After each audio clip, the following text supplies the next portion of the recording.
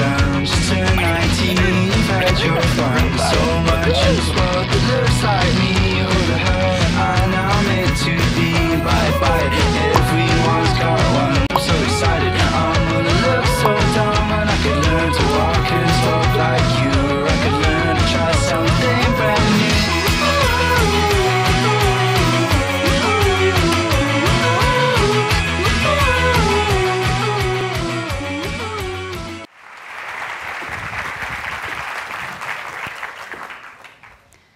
Nature's beauty and her genius lie in the details. Natural designs are most often beautiful, like the elegant spiral you see in this leaf. So beautiful that sometimes we overlook the functionality in the design.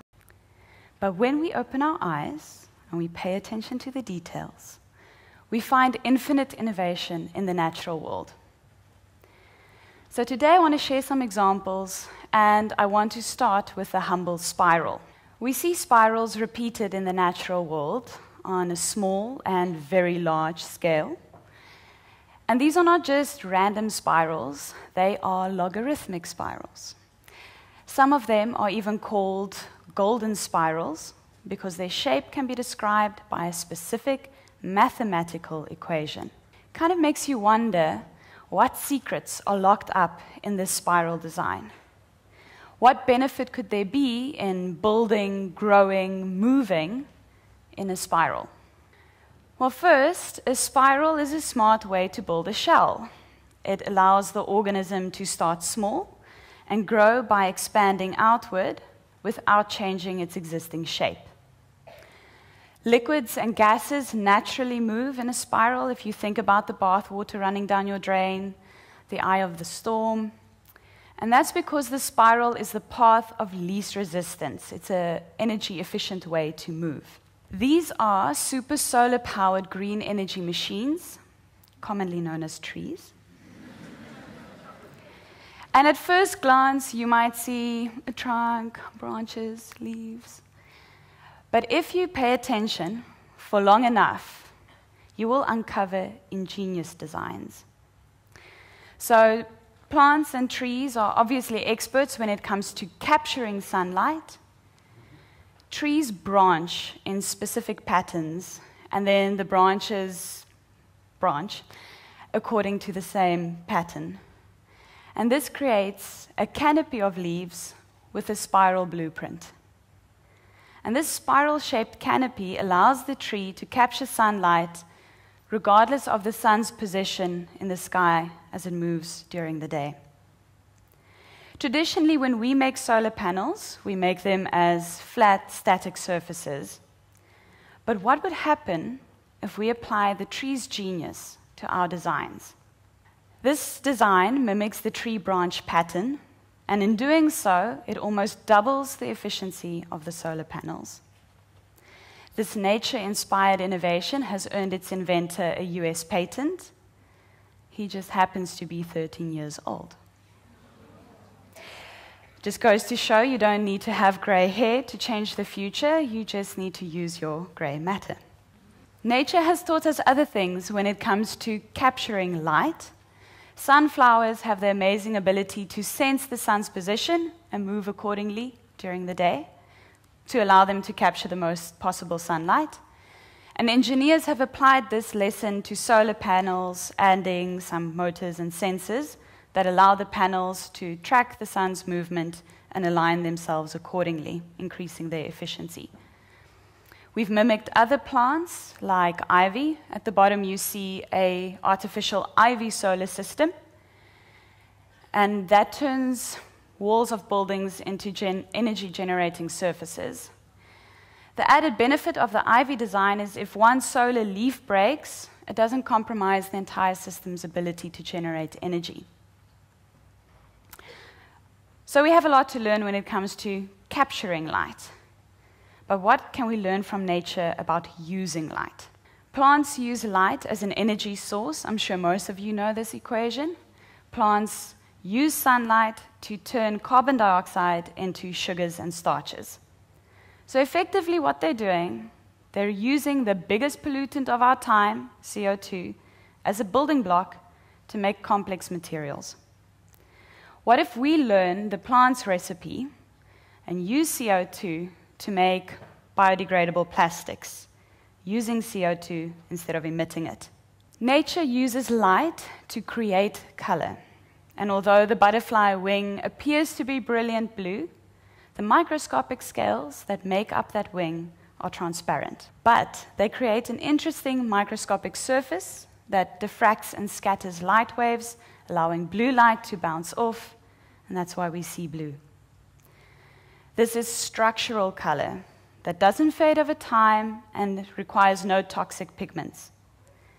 So what if we learn from the butterfly how to improve the displays of our cell phones and our computers without using the hazardous chemicals we currently include in electronic screens? Nature uses light as information. So cephalopods like squid have the mind-blowing capacity to sense changes in light in the environment, use that information to either disappear completely and hide from their prey, or to stand out and say, "Whoa, this is my space." Researchers have shown that they have a special protein in their skin called opsin. It's the same protein we have in our eyes. So their skin can see changes in light, send that information to the color pigments, the chromatophores, and that allows them to make the right change. So what if we learn from squids to make smart materials that can respond to changes in the environment? Plant plastics, butterfly screens, squid surfaces, they all sound far-fetched and futuristic, but there are already a couple of companies that have quite successfully used nature's recipes to make green plastics, green cement, using CO2. There are commercially available butterfly-inspired e-readers, and researchers are working on proof-of-concept artificial squid materials. Learning from nature and looking to nature for inspiration isn't a new idea. We've done it instinctively for years. And that's because we are nature. We're not that different to the organisms that surround us. We build, we eat, we generate and store energy, most of the time on our hips. We protect ourselves from disease and physical forces. And the organisms around us meet the same challenges, but in sustainable ways. Ways that don't pollute, don't make the planet warmer, and that use resources and energy sparingly. I'm not saying that we're not smart. Yes, we've made technologies that fly us to the moon and back. But sometimes those technologies make us forget how to live here on the tiny blue planet. And this is our home. It is our only home, but it's not only our home. So, as we study the genius of nature, these beautiful, elegant, sophisticated designs, we relearn how to fit in here on the blue planet. And as we look around with new eyes, new respect, we see nature as a mentor that can show us how to make products, processes, even systems that enhance the planet.